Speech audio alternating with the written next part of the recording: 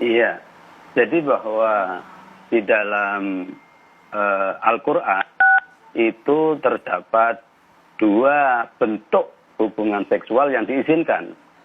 Yang pertama itu hubungan seksual dalam kerangka perkawinan. Yang kedua hubungan seksual dalam kerangka milkul yamin. Jadi mudahnya begini, seorang laki-laki dapat berhubungan seksual dengan istri-istrinya, di sisi lain dapat berhubungan seksual dengan milkul yamin. Milkul yamin bukan atas dasar akad perkawinan, tetapi atas dasar akad ihsan atau komitmen untuk berhubungan seksual. Nah, ini ada di dalam surat Al-Mu'minun misalnya ayat 6 itu dikatakan illa ala azwajihim aw ma malakat aymanuhum. Jadi diizinkan melakukan hubungan seksual dengan istri atau dengan milkul yamin. Siapa milkul yamin? Ya adalah partner seksual selain istri, begitu. Itu syarat-syaratnya apa saja yang diperbolehkan begitu? Tidak terhitung. Syaratnya adalah seorang perempuan tidak bersuami, ya. Kalau orang perempuan, kalau seorang laki-laki bebas lajang atau beristri boleh. Nah, tentu sudah dewasa, berakal sehat. Nah, kemudian tidak dilakukan secara zina. Zina di sini yang dimaksud oleh Syahrul adalah hubungan seksual secara terbuka atau eksibisionis. Sementara di tempat tertutup atau eksklusif adalah halal, ya boleh. Yang kedua tidak dilakukan secara homo. Yang ketiga tidak dilakukan dengan mantan istri bapak atau ibu tiri. Ya. Yang berikutnya adalah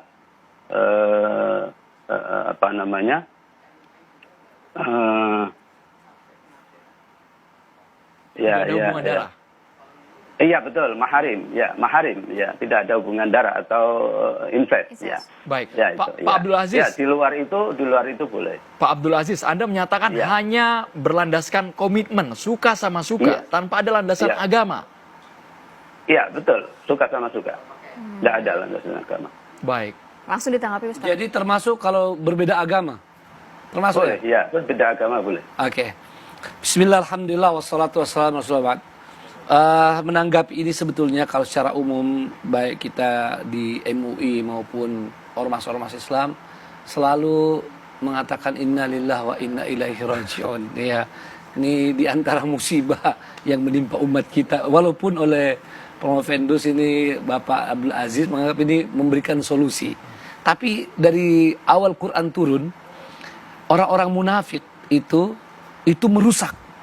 Tapi ketika dikatakan kenapa kalian merusak, mereka bilang kita ini memperbaiki. Ya, wa idza qila lahum la tufsidu fil ard qalu innama nahnu muslihun. Ya, padahal jelas sekali merusak. Ya, tapi kemudian merasa memperbaiki. Ya, ini mohon maaf kalau agak keras, karena memang ini juga keras. Ya, kalau dianggap agak radikal itu lebih radikal.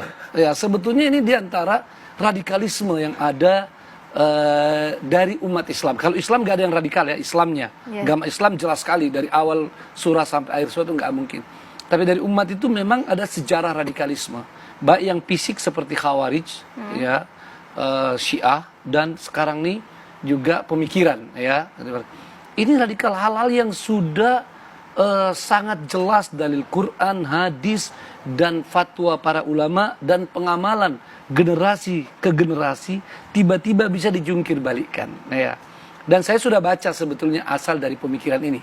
Pemikiran Muhammad Syahrur, ya, orang Suriah yang seolah-olah datang dengan penafsiran baru. Sebetulnya Muhammad Syahrur ini mengusung yang namanya bacaan baru terhadap Quran, hadis atau dalil-dalil. Pak Ustadz, sebentar kita tahan dulu. Tadi kan memang Pak Ustadz sudah mengetahui dasar dari pemikiran Pak Abdul Aziz. Coba kita konfirmasi, apakah memang benar dasar pemikiran atau disertasi ini seperti itu? Memang disertasinya menulis kok Muhammad Syahrur. Jadi konsep milkul yamin Muhammad Syahrur disertasinya.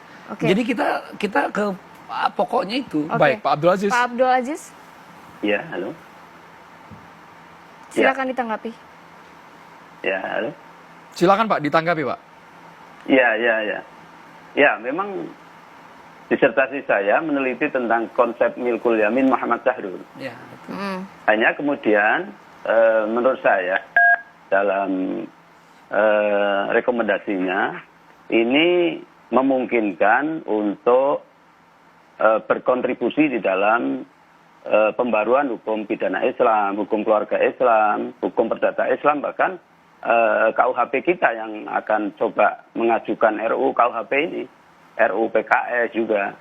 Nah, ini saya kira ini sebuah setidaknya ada satu peluang untuk dapat membantu persoalan ini.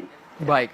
Pak Abdul Aziz, ditahan sejenak Pak, kita harus sudah dulu sebenarnya yang Bapak maksud persoalan apa yang dihadapi kita sekarang sehingga ada pemikiran seperti itu gitu kan. Sesaat lagi pemirsa, kami akan segera kembali.